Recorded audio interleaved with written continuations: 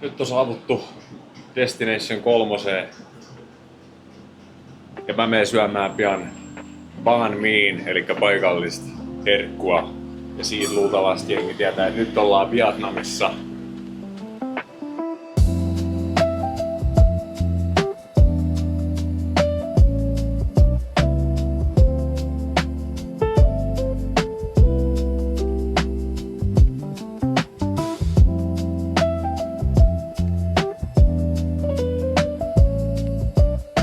Nyt mä pääsin mun apartmenttiin. Se näkyy tuossa takaan. Ja se oikeastaan näkyykin kokonaisuudessaan siinä. Eli se on tämmönen aika yksinkertainen pieni kämppä. Tämmönen pieni parveke mulla. Tämmöisillä näkymillä ei oo mikään häppönen. Suht kivas autenttisessa mestas kuitenkin tullaan viettää nyt pari yötä. Ja sit seuraava Airbnb onkin vähän mukavempi ja eri alueella, mut joo. Palataan raflas. Täällä on oikein helvetistä ruokaa tarjolla ja hedelmiä tuoksuu joka puolella hyvältä. Mut mä päätin nyt, että mä menen tosiaan sinne banh mi paikkaan. Se pitäisi löytyä täältä. Mennään kattoo mihin mä päädyn.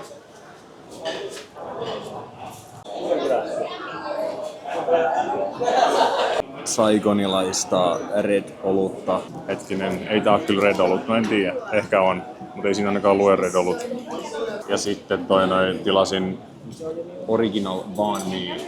Se maksoi 2 euroa ja pisse oli puolet siitä, eli euro.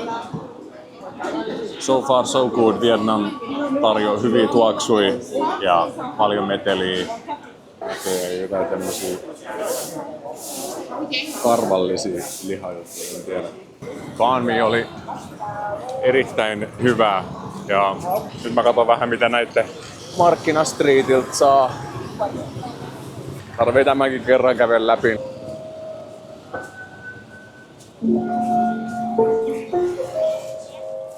Mennään tässä sisään katsomaan mitä täältä löytyy. Täällä voisi löytyä ehkä jotain safkaakin, jos mä en syönyt siis lähellekään itteeni täyteen se sämpylä. Se oli 2 euron, et ei se nyt ollut mikään massiivinen, mutta hyvä tämmönen alkupala, kun ei oo mitään muuta aamupalan jälkeen syönyt, niin katsotaan. Niin itse asiassa tää marketplace, mitä nyt on, niin tää taitaa olla se Ventan. Elikkä tämmönen suht massiivinen markkinapaikka, mutta tähän aikaan mä en oo varma, että onko tää nyt suurin osa kiinni vai onko nää vaan tyhjillä. Ei kyllä nää se on auki tää vähän paremmin. Sitten kun semmonen hetki on, jatkuu vähän joka suuntaan ja täällä tätä peruspääsää. Sitä meikäläinen ei tule ostamaan, koska ei ole laukkutilaa.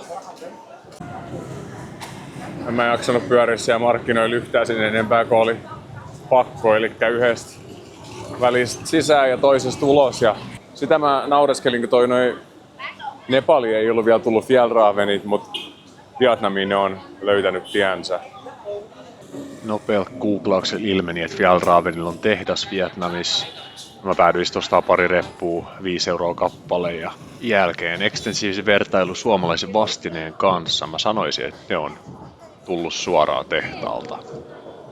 Ja sitten on saavutettu mesta numero 2 ja mä kysyin vaan, että give me the most Vietnamese food. Ja mennyt 2 minuuttia ja mut tuli tämmöset setit, mut kai tähän tulee sitten vielä joku liha, sydämiä. Mä en ole varma, että onko mun sit tarkoitus dipata noita tonne. No, se selviää vielä.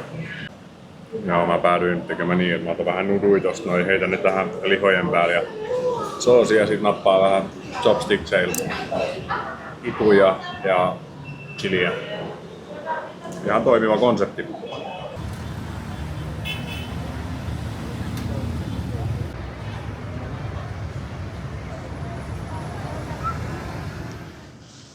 Ho Chi Minh, Saigon on päivä 2 alkanut. Nyt on matka metsästämään aamupalaa.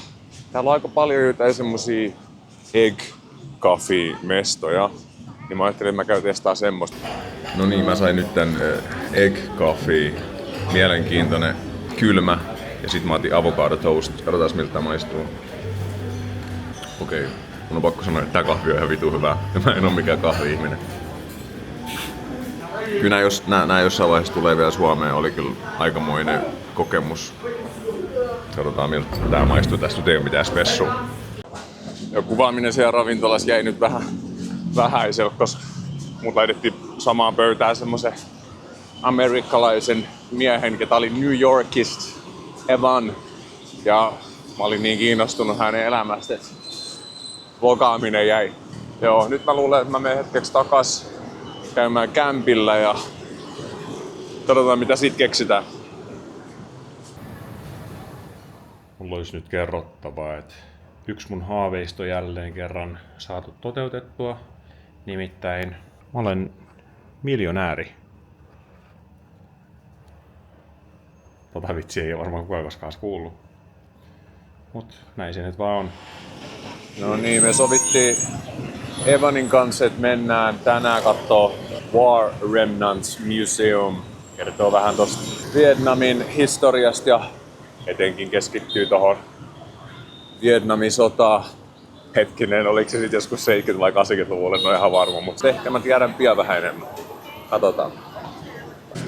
Okei, mä käytin äsken just mun elämästä 5 minuuttia keskustellen jonkun intialaisen herrasmiehen kanssa.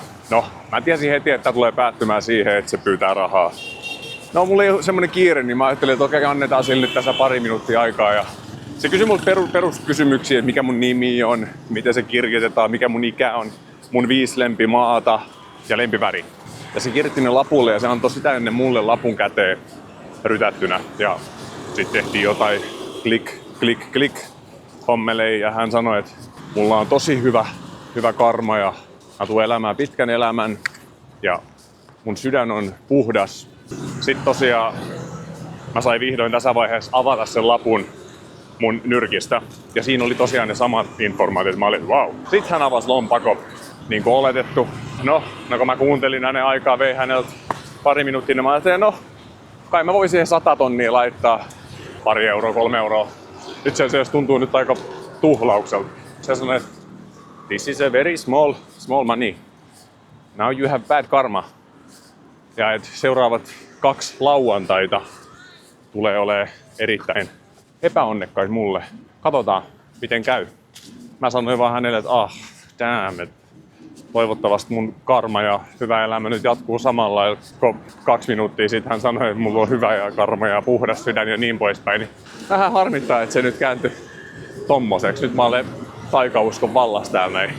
Mut mä oon tosiaan tällä hetkellä matkalla nyt sinne War Remnants Museum. Käydään tsekkaamassa se. Ja toivotaan mulle hyvää karmaa. 40 000 dongia maksoi tämä, eli noin €30. Paljon tekstiä, en rupea sitä sen enempää tässä avaamaan. Varmaan nopeasti käydään läpi vähän miltä tämä museo näyttää ja on kvörtti.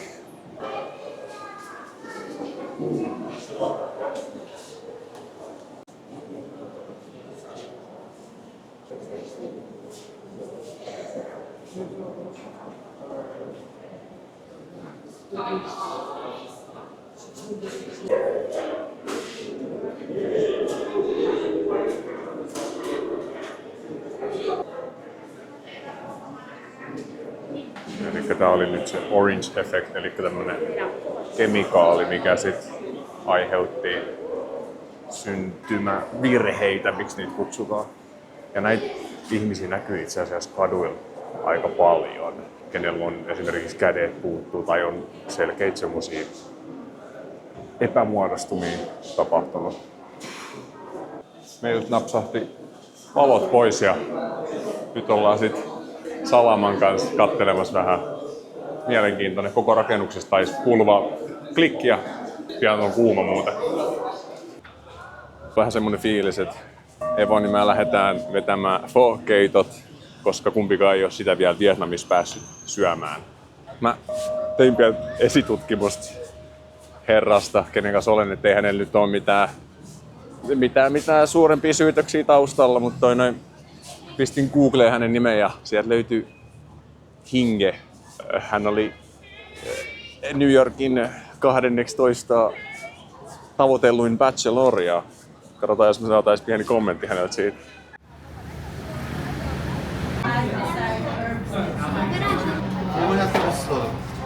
Tää oli beef shank. Elikkä se on vähän niinku tommosta rivittyä lihaa. Local people did that, so we do it too. Kello on nyt 6:30. Parin tunnin päästä mä lähden käppäilemään tästä kohti jokea. Ja mulla on siellä se pikku tunnin kestoinen River Cruiset. Palataan siellä. Siinä on Kim Jong-ilin patsas. Tyylikkään näköistä settiä. Times Square. On menossa tosiaan siihen veneen reissulle ja kaikin voimin toivon, että se ei oo semmonen venereissu kuin millainen oli tuolla noin Montenegros poikien kanssa, missä tunnetusti Baconin kives lähti. Silloin enää yksi.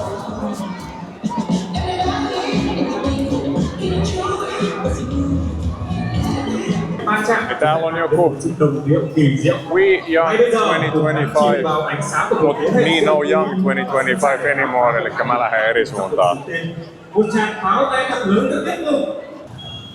Täällä ei tunneta käsitettä suojatie. Voi vittu, nyt mennään.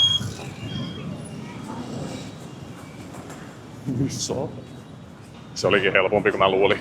Voiko näyttää hienolta noin rakennukset, mutta alkan 4K:ssa. 4K.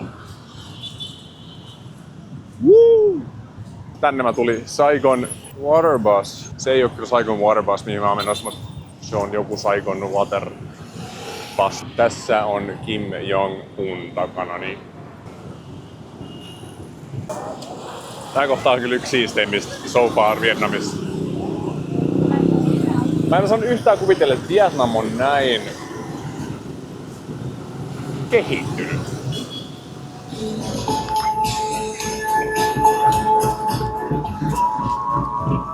No niin, Brutus on meidän paatti. Täytyy varoa päätä. Täältä näyttää Brutus. Brutus lähti nyt liikkeelle. Vietnamin lippu liehuu. That's to the landmark 81. Yeah, so the tallest building of Vietnam. Now that's the second tall building in the Southeast Asia.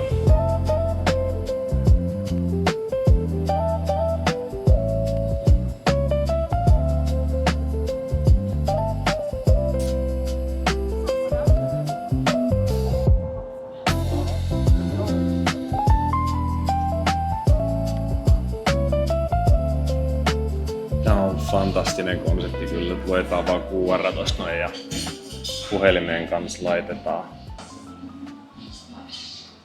Sinne meni. Tää on ollut aika ruokapainotteinen tää Vietnami.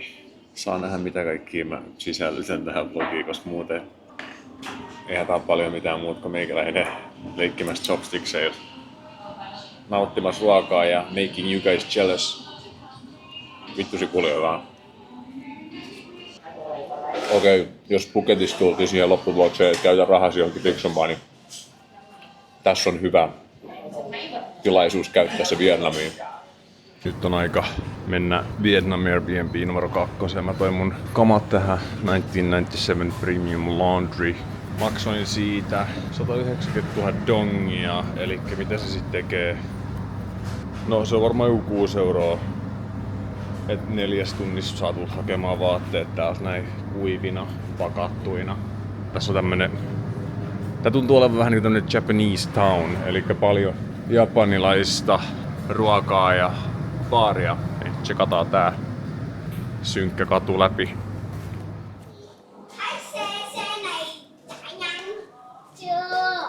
Spider-Man. Katu vaan kapenee. Katsotaan pääsenkö edes läpi täältä.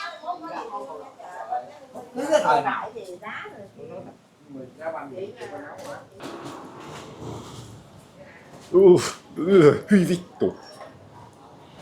Kun suihku saatana AC-laitteet pudottaa kaikki vedet tästä näin. Mä haluan löytää vaan jonkun kahvilan tai jonkun, missä mä pääsisin käyttämään wifi.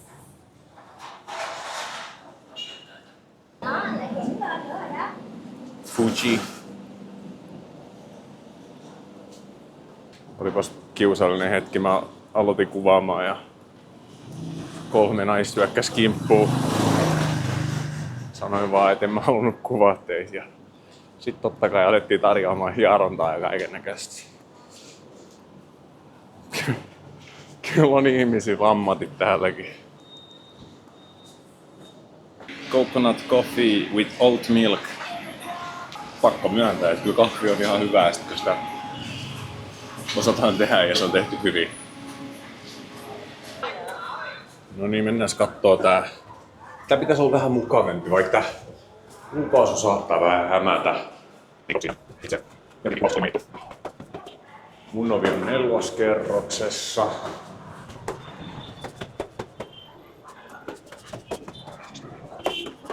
Forest floor. Oh. Niin.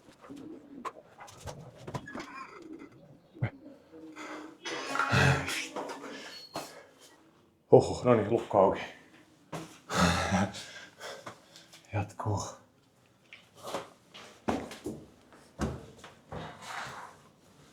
Wow. Siisti amme ja suihku. Ja täällä pitäisi olla ihan maukkaat näkymät, kun istuu ammeessa.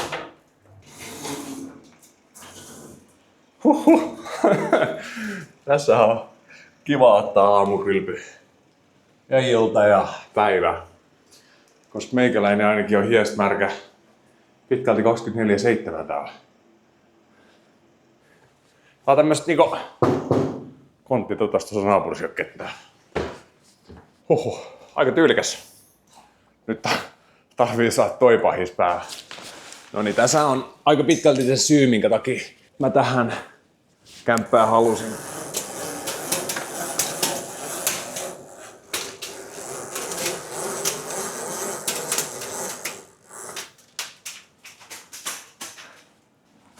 Vamos! Käydään kurkkaamassa, miltä tää näyttää. Wow!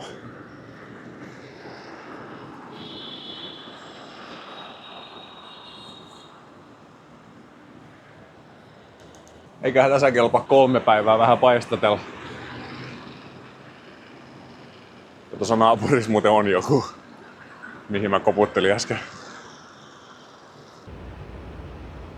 Nyt on aika lähteä syömään vähän Hanoi-tyyppistä ruokaa, varmaan aika lihapainotteista. Mä tapaan Evanin siellä jälleen kerran, niin mä ajattelin, että mä saan sen houkuteltua tän kämppää seuraavaksi. Ja sit mä haluan kysellä sieltä siitä Hinge-artikkelista, minkä mä stalkkasin Googlesta. Mut hei, let's go! Nyt mä esitän, ettei mun tarvitse tulla takas hakemaan sitä kameraa.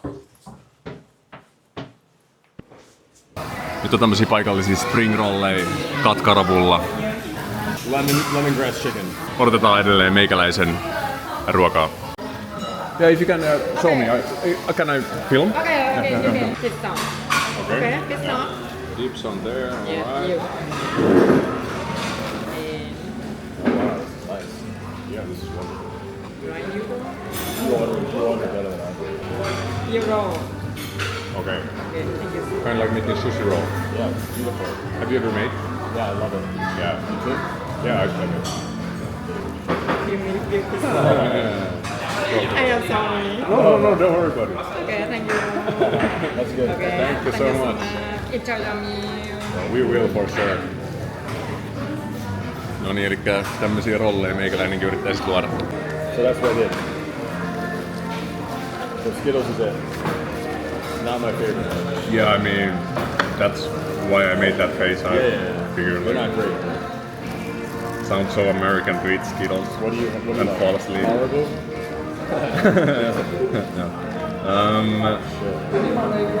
I like licorice. Oh, really? I love licorice. Twizzlers? You know Twizzlers? Oh, fun. Nah, we have better. I need to give you some. I have some at my apartment. Oh, look, this is fun.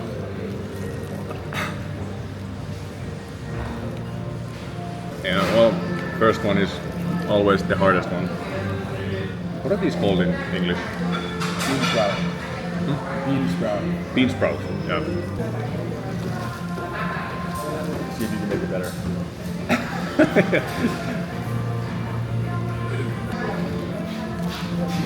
Nyt mä oon saanut herrasmiehen istumaan tonne parvekkeelle. Nyt on aika kysellä. Are you ready for your questioning? This is for your girlfriend? Yeah, this is for the internet. This is for your family. Amazing.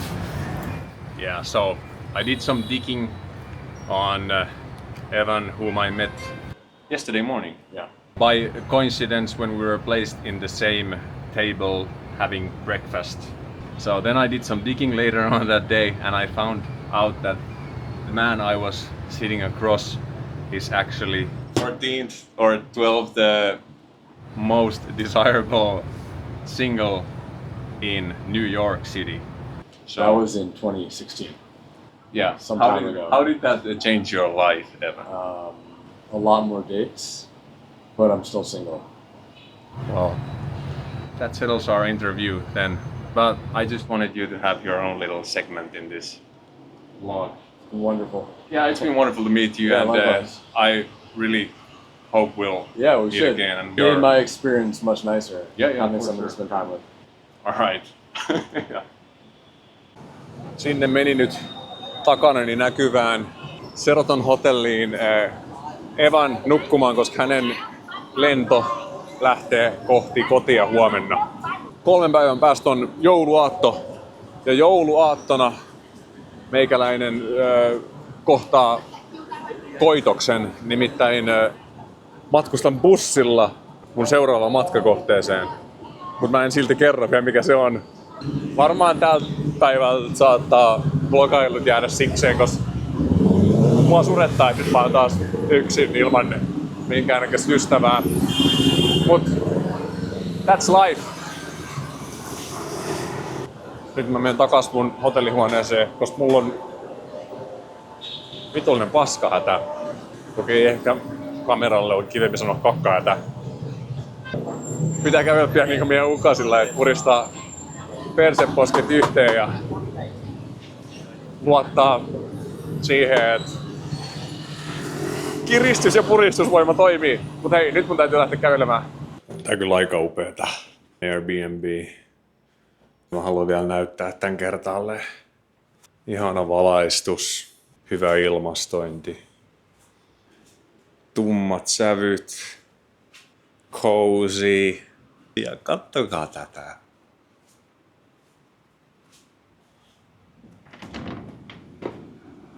Ei se tästä kuule Airbnb paljon parane.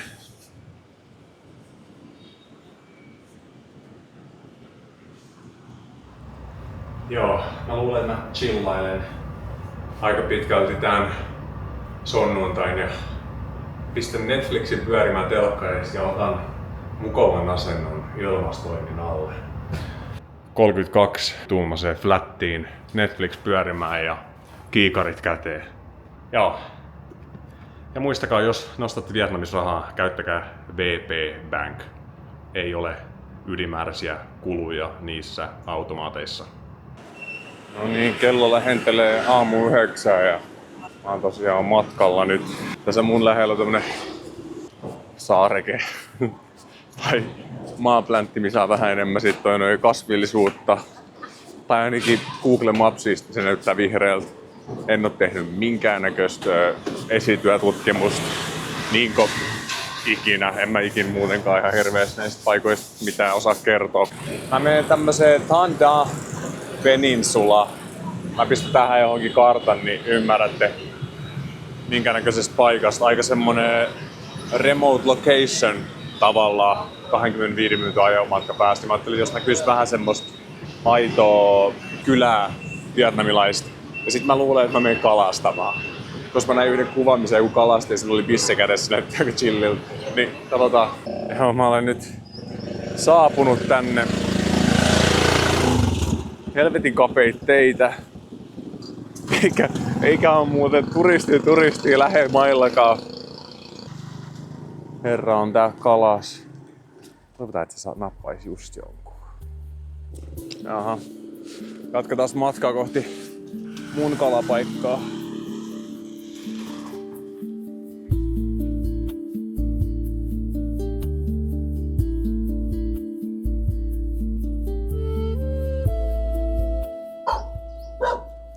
Koira ei tykkää musta, joten mä kävelin pois. Mä tajusin just, että enhän mä voi ottaa mitään onkea, koska mä uskalla ottaa sitä vitu kalaa pois siitä. Just niinku tuolla näkyy yksi. En mä uskalla koskea tommoseen. Toisaalta mä voisin kyllä tulla tähän chillaamaan, ottaa ehkä pari kaljaa. Mä tulin nyt tähän omaan pieneen koppiin ja sain ämpäri, missä on pari olutta ja en tiedä. Kai mä istuskelen tässä hetken aikaa ja kattelen, jos naapurit saa vaikka kalaa. Mä alkoi naurattaa tätä taksisia helvetistä, kun mä näin noin yhdessä kohdassa oli semmoisen lehmän kuva, mikä hymyili. Sitten se nimi oli Happy Beef. Ja mä ajattelin, mä ymmärrän kyllä, jos se olisi ollut Happy Cow, mut se, että se on Happy Beef, niin viittaa tavallaan siihen, että se on pistetty lihoiksi. En mä nyt tiedä, onko se lehmä siinä vaiheessa hirveän iloinen. Mä nautiskelen tässä. Pari lämmintä olut odottelee, että nää jäät vähän viilentää tämän toisen. Niin. Ja koirat oli kuulemma ystävällisiä. Ei kyllä vaikuttanut se.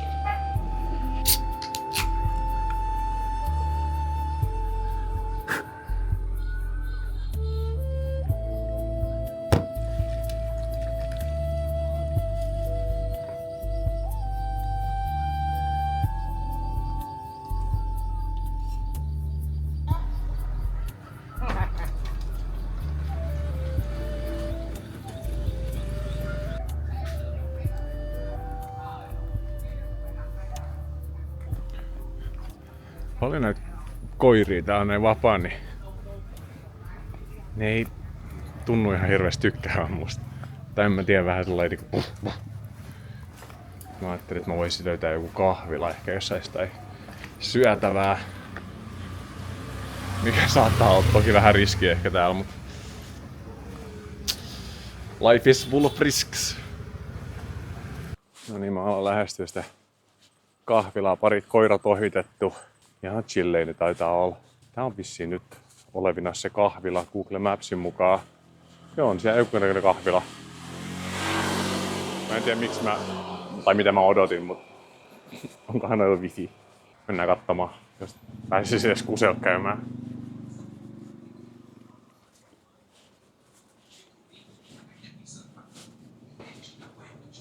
Hello! Mulla on tää offline map, niin täältä löytyy tämmönen Phi Yen Film Studio. Vähän niinku keskellä ei mitään. Täytyy mennä kyllä tsekkaamaan, miltä se näyttää. Mä sain vettä.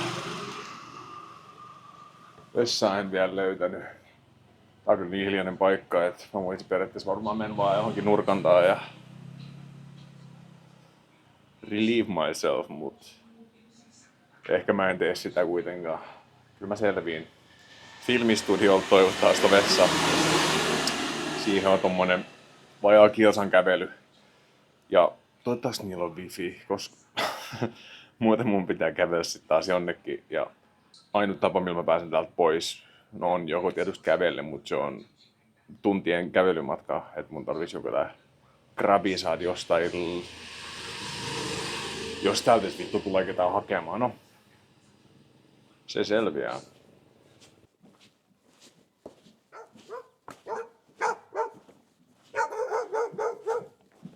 Okei, tuolla näkyy toi koira. Ja tossa on pari paikallista, ketkä ei oikeastaan puhu englantia, mutta mä näytin niille dog. Ja ne sanoo mulle, että yes, että kierrä. Niin, okei. Elikkä ehkä mun kannattaa tauttaa noita koiria mahdollisimman paljon. Okei. No pakko sanoa, että mä olen vähän peloissani. Mä kävelin nyt vaan suorin tiet vittuun täältä. Nyt jää elokuvastudio katsomaan. Siis jokaisella näitä kodissa on koira ja niiden portit on kaikki auki ja ne koirat alkaa heti haukkua. Sitten mä vaan käännyn rauhallisesti. Lähden kävelee toiseen suuntaan. Ne haukkuu niin kauan, kun ne sinne näkee, mutta mä oon mennyt vittuun.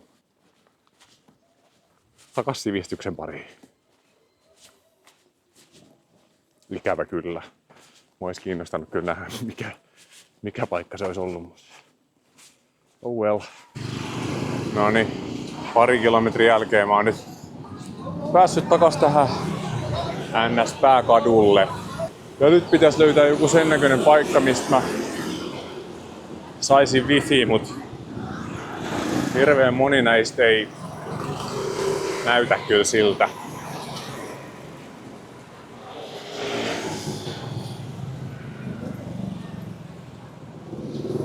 Voin sanoa, että näitä 40 senttiä lattiasta tehtyä kopoleja ei ole tehty 190 senttisillä. Meikäläinen oli tässä aikamoisessa meritähtiasennossa jalat. Se pakaati, että pääsin kuselle. Mä tulin nyt tämmöiseen raflaan, missä vissiin saa myös kalastaa. Ja mä otin bissen ja beef with lemon. Saas nähdä. Ehkä tää luokitellaan jopa street foodiksi ainakin omissa standardeissa.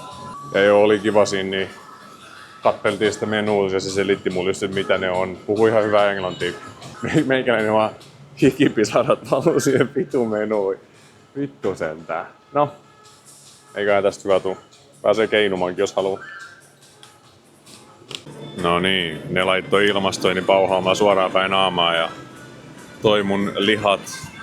No, sanotaanko nyt näin, tää ei oo ainakaan se happy beef, minkä mä näin aikaisemmin. Mä olisin toivonut, että ne olisi tehnyt tästä tämmöstä well done. Mut niin kuin näkyy, niin ei välttämättä ole ihan well done. Että saa pureskeli jonkun verran. Toisaalta mä yritän pitää naaman pokkaan, tässä on... Oi vittu. Saa nähdä, miten mun loppu-Vietnamin reissu menee.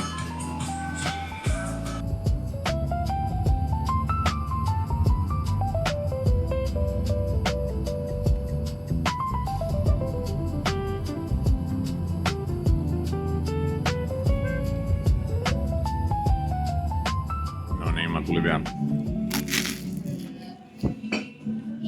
syömään paikallista banh miita.